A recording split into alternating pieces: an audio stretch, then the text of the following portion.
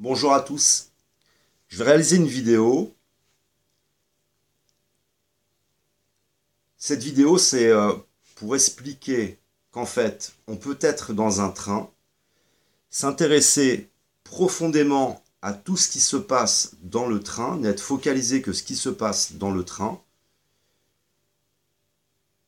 Et on peut aussi, observer où va le train. C'est-à-dire qu'on est tous embarqués dans un train qui prend une direction, qui va vers une fin de cycle, qui va vers une traversée du désert, et ensuite vers un nouveau cycle et une reconstruction après cette traversée du désert. On peut être très focalisé par tous les mécanismes à l'intérieur.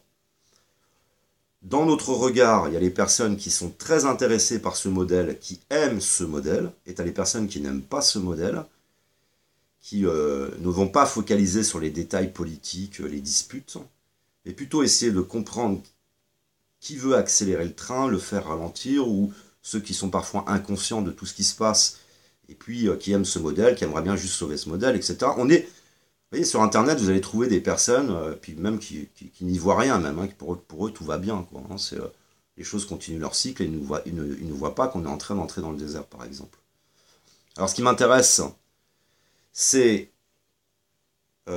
l'aspect stratégique d'après la traversée du désert et la tentative de remise en place d'un veau d'or après la traversée du désert et de garder le contrôle et de nous priver d'un âge d'or.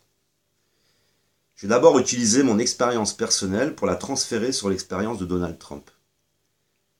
Et après, c'est vous qui faites ce transfert. Tout d'abord, j'ai vécu une expérience extraordinaire en entreprise. Je travaille pour un groupe international qui va me confier un chantier où je vais devenir le gestionnaire d'un marché, le gestionnaire du personnel, de la relation client et du cahier des charges, dans un laboratoire à la fois de production et de recherche pharmaceutique, un très très gros laboratoire international. Et quand je vais reprendre ce chantier, je vais prendre en fait la place de quelqu'un. Il y avait quelqu'un qui était sur place. Et cette personne va quitter ce chantier pour aller travailler pour une autre entreprise après avoir, lui, eu 20 ans d'expérience sur le chantier. Il est le chantier, il connaît le chantier, il connaît chaque coin du chantier, il connaît chacun des salariés, il connaît les personnes qui travaillent sur place, il connaît tout le monde. Et c'est un chantier gigantesque. Ce sont un très grand nombre de personnes à gérer qui s'occupent de l'entretien. Donc tu deviens le responsable, en fin de compte, du personnel d'entretien et du cahier des charges. J'arrive sur le chantier et ça devient mais un cauchemar inexplicable.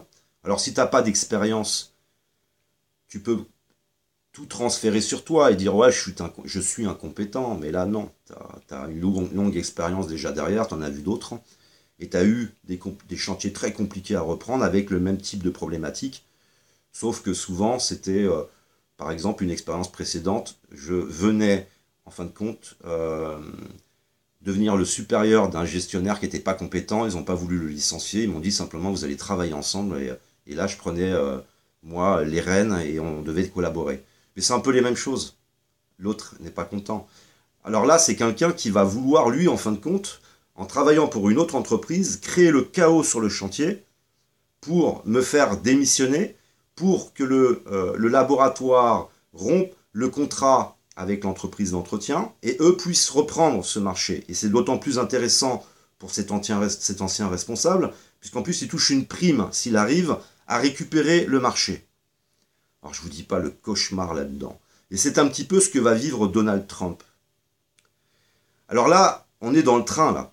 On est en train d'observer ce qui se passe dans le train. Il y a d'un côté un Donald Trump, et de l'autre, en fait, il y a un Barack Obama, et avec toute son équipe de bras cassés, comme par exemple Clinton. Et il s'agit maintenant de couper l'herbe sous les pieds, de compliquer les choses à Donald Trump, quoi. C'est vraiment tout lui compliquer. Et avec, bien sûr, ils ont des pions partout. Ils ont des pions dans la CIA, ils ont des pions dans toutes les infrastructures. Et puis, voilà, il y a une lutte intérieure. C'est le côté schizophrénique de nos modèles démocratiques, en fait, hein, qui font qu'en fin de compte, les gens se divisent, se séparent les uns des autres et en fin de compte mobilisent toute leur énergie à se compliquer la tâche plutôt qu'en réalité d'être dans une démocratie, puis des opposés qui discutent pour essayer de trouver un équilibre. Les gens ne sont pas concentrés là-dessus. C'est des millions d'euros, par exemple en Europe, où les partis politiques ne pensent qu'à se taper dessus, à trouver la petite erreur de l'autre, la mettre en avant, tout ça est hyper mesquin, et c'est l'ancien monde, tout ça. Alors tout ça, c'est dans le train, et le train qui, lui, prend une direction, et que quoi qu'il en soit, peu importe que ce soit Donald Trump, peu importe que ce soit Barack Obama, il va se réaliser des choses qui doivent se réaliser. Comme par exemple, on voit un Donald Trump qui commence à faire avancer l'aspect messianique des choses avec Israël, avec l'ambassade, Jérusalem, etc. Tu vois qu'il n'y a rien qui peut l'empêcher. Et puis de l'autre côté, tu as Donald Trump, pas de l'autre côté, tu as Barack Obama, pardon, et Clinton, qui, eux, vont plutôt vers le chaos. Ils vont vers le chaos. Alors on a vu, puisque moi je suis dans mon processus de réactualisation des informations, je vous avais partagé une vidéo et je vais vous inviter à faire des recherches de ce côté-là, où Barack Obama, avant d'être élu président, comme si en fait il était déjà prévu qu'il soit président, ce type dont on va créer toute une effigie d'un espèce de Nelson Mandela de la politique américaine, on copie même des images, des photos, le style, et on essaye de nous faire un prix Nobel de la paix. Hein, il a été prix Nobel de la paix alors qu'il n'a rien foutu. De ce côté-là, au moment où il a reçu ce prix Nobel, il s'agit vraiment de lisser l'image, d'en faire comment dire, une carte de visite, en fin de compte, extraordinaire. Tu peux pas le critiquer, surtout pas, oh là là, faut pas critiquer Barack Obama. Ça devient un intouchable, et le charisme qui va avec. Et puis tout ce qu'il va mettre en place, vous allez voir qu'il pousse, qu'il suit le sens du train. Suivre le sens du train, c'est amener un chaos avec la Russie au final. Et je vais m'expliquer là-dessus. Quoi qu'il en soit, il participe à un énorme chaos, Barack Obama, à mettre des divisions un peu partout, comme avec par exemple l'Ukraine, où là c'est vraiment l'équipe Obama.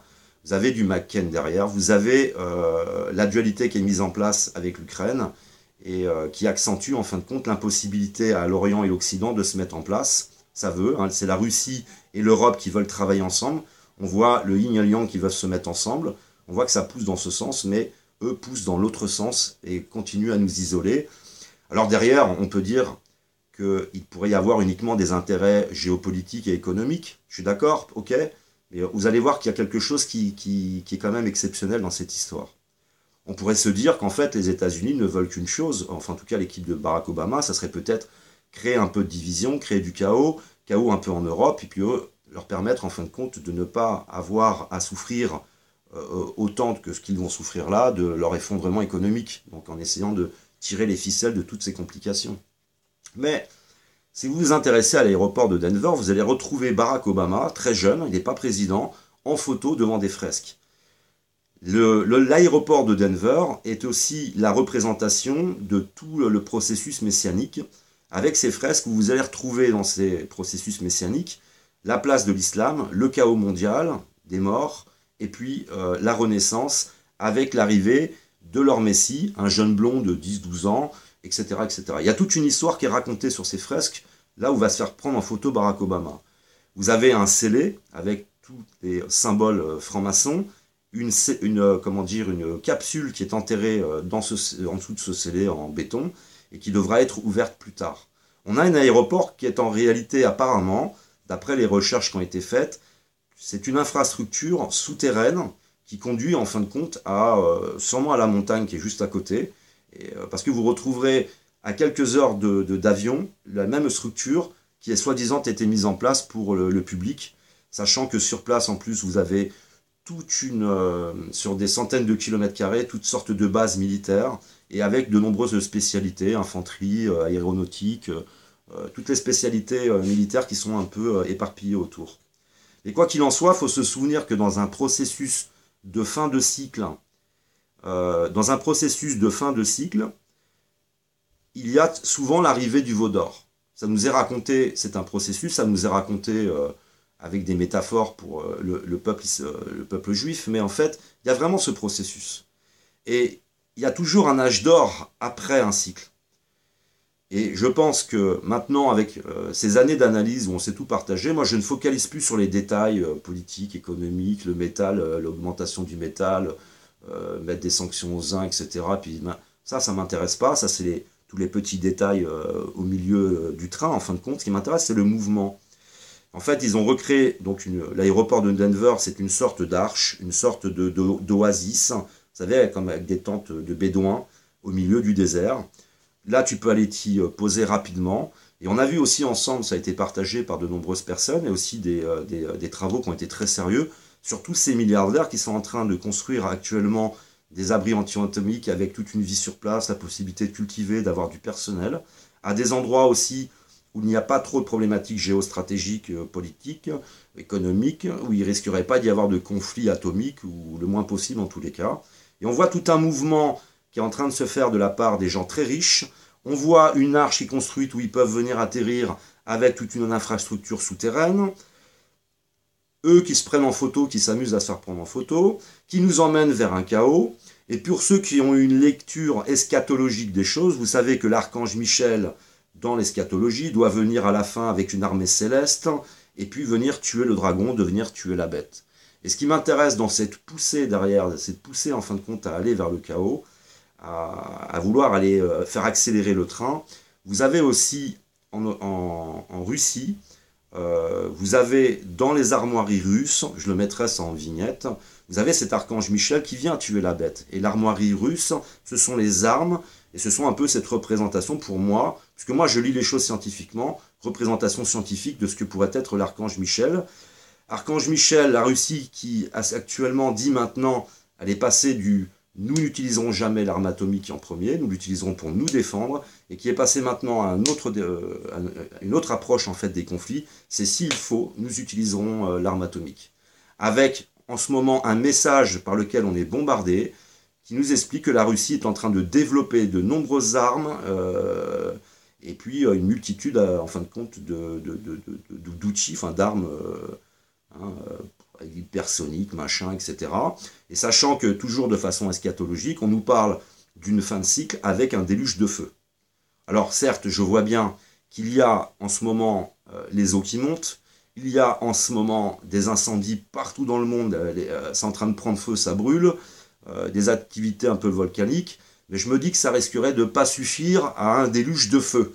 Et qui c'est qui possède le déluge de feu, le moyen de créer un déluge de feu, c'est c'est la Russie avec son archange Michel qui là vient tuer le dragon. Alors on voit un espèce de truc comme ça en arrière-plan. Ce qui m'intéresse ici, c'est pas ce que le scénario de fin du monde, déluge de feu, je ne crois pas à la fin du monde, mais je crois par contre que ces espèces de dégénérés mentaux sont foutus d'essayer de nous priver de l'âge d'or, c'est-à-dire de garder le contrôle, créer ce déluge de feu, ensuite ressortir, nous emmener un veau d'or et nous priver de l'âge d'or en maintenant les gens sous esclavagisme avec une fausse croyance et en nous maintenant dans le binaire. Je ne crois pas qu'ils auront le dernier mot.